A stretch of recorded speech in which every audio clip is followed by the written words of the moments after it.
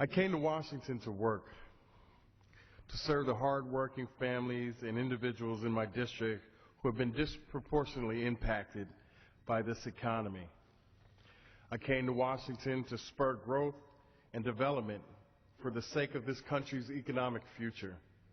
Unfortunately, my colleagues on the other side oppose any effort that would support this mission. Sadly, the only growth and development that the Republican leadership has spurred has been the development of lies and the growth of fear among the American people. We now face this drastic cuts of sequestration because the Republican leadership in Congress refuses to adopt a balanced approach to our nation's deficit and debt. Instead, they push drastic measures that would only further depress this economy. The fact is that it is impossible to reduce federal debts without a healthy economy. And a healthy economy will not develop as a result of sporadic cuts, rather as a result of increased revenue, in part by increased volume of work from people who earn an income and pay taxes. This is common sense. Yet the sequester and everything the Republican leadership has proposed undermines the current and future of the workforce and disproportionately harms low-income families and individuals. At a time of great need for a skilled workforce, the sequester will cut the workforce development programs and assistance for college students. As it was stated, Youth Build and Job Corps are key workforce development programs that provide pathways to employment for low-income youth. These programs already experienced a 37% cut in fiscal year 2011, but they will face additional cuts under sequestration. TRIO programs are key federal supports for the first-generation college students to prepare them to attend and complete college. These programs serve nearly 800,000 students, and they will face cuts of almost 43 million under sequestration.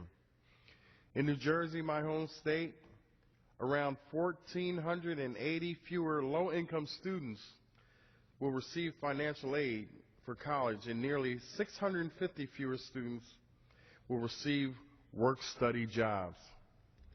Approximately 15,000 students will be impacted by the cuts in education, and around 1,300 children will be removed from Head Start. Nationally, approximately 9 students will be impacted nationwide due to the cuts in education, and nearly 70,000 children will be removed from Head Start programs.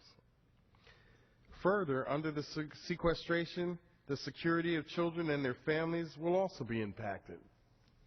Research shows that the Special Supplemental Nutrition Program for Women, Infants, and Children, WIC, improves birth outcomes, reduces child anemia, and improves the participants' nutrition and health. It is widely regarded as one of the most effective social programs. Yet under sequestration, this program will be forced to cut an estimated 600,000 to 775,000 women and children. This is devastating. These cuts are unnecessary and counterproductive.